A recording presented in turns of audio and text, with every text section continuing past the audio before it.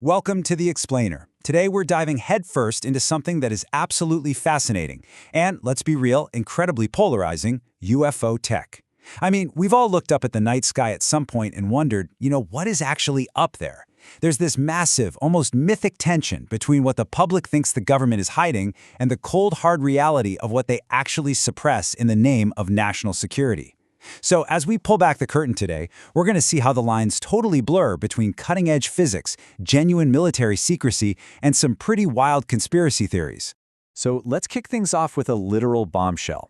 Back in late 2017, the New York Times dropped a report that completely flipped the script. For decades, the official government stance on unidentified aerial phenomena was, well, pretty dismissive. But this headline, it changed everything. It proved beyond a shadow of a doubt that the Pentagon actually had a highly secretive, unpublicized investigatory effort looking into objects that were moving in ways our own aircraft simply couldn't match. And the Pentagon wasn't just, casually looking into this on a weekend. They put serious cash behind it: $22 million. That staggering budget was quietly allocated to a project called the Advanced Aerospace Threat Identification Program, or ATIP. It was initiated in 2007 by then-Senate Majority Leader Harry Reid, with a big push from aerospace billionaire Robert Bigelow, and operated right out of the Defense Intelligence Agency. This wasn't science fiction, guys. This was a taxpayer-funded, multi-million-dollar effort to understand the total unknown. If we trace the timeline, it's kind of wild to see how long this operated in the shadows. ATIP begins its funded run in 2007. Now, the Department of Defense claims official funding ended in 2012, though insiders say the actual work continued quietly. Then, the dam breaks in 2017 when the whole program goes public. By 2020, the government officially acknowledges a successor program, the Unidentified Aerial Phenomenon Task Force, which kept right on briefing congressional committees and aerospace executives. The study of these phenomena never actually stopped, it just got a new name. Section: Studying Theoretical Exotic Tech. Let's look at the specific, mind-bending theoretical science the Pentagon was actually paying for during those quiet years. Get a load of this list. ATIP funded 38 theoretical aerospace studies, and we're talking about stuff straight out of a sci-fi movie. Warp drive, dark energy, the manipulation of extra dimensions, invisibility cloaking, and traversable wormholes. The Defense Intelligence Agency was funding research pushing the absolute boundaries of reality. It shows a very real governmental interest in investigating physics at the bleeding edge, basically trying to figure out if the impossible maneuvers witnessed by our Navy pilots could theoretically be achieved with exotic tech. Section: The Free Energy Conspiracy.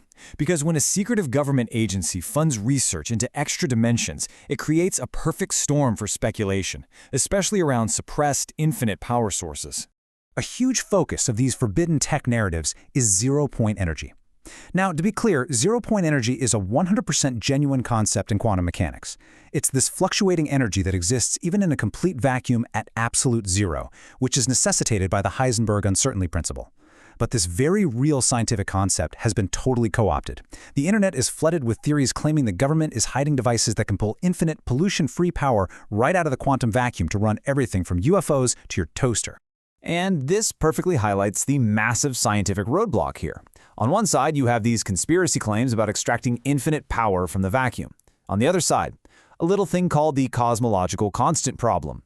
If we could actually harness and extract this vacuum energy efficiently, its energy density would be so enormous that it would literally cause the immediate gravitational collapse of the entire universe. The fact that the universe hasn't crushed itself into oblivion kind of proves this energy isn't just sitting there waiting to run our cars. It's a physical constraint of the universe, not some massive government cover-up. Section: Physics versus Forbidden Tech.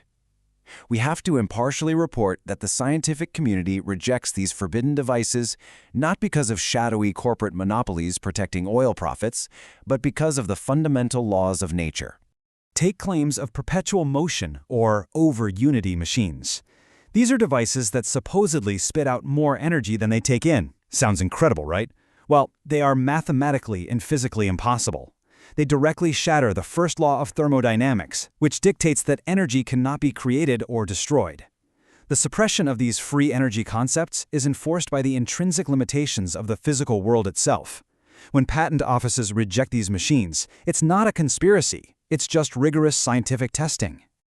Section: How secrecy actually works. because real suppression relies on strict legal frameworks and the clandestine acquisition of earthly technology, not breaking the laws of physics.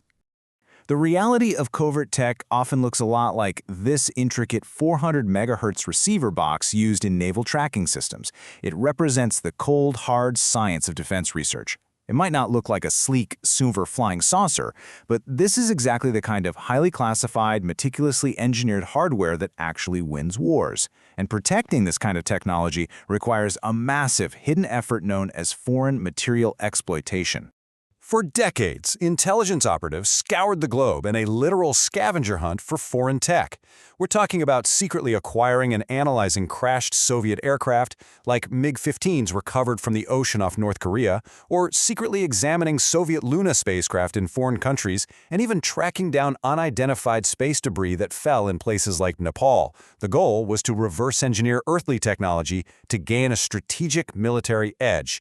This is real-world technological intelligence gathering. It's messy, it's dangerous, and it is highly classified.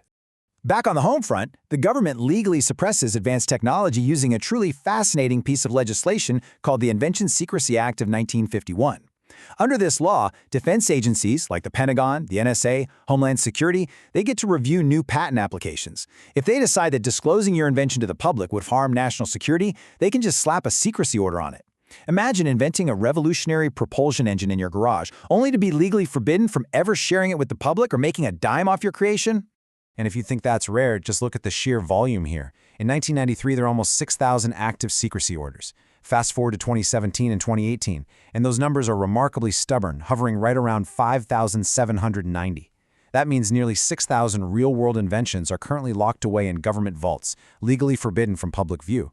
It absolutely proves that technological suppression is a measurable reality, heavily utilized by the military to keep their strategic advantage. Fact, fiction, and unknowns.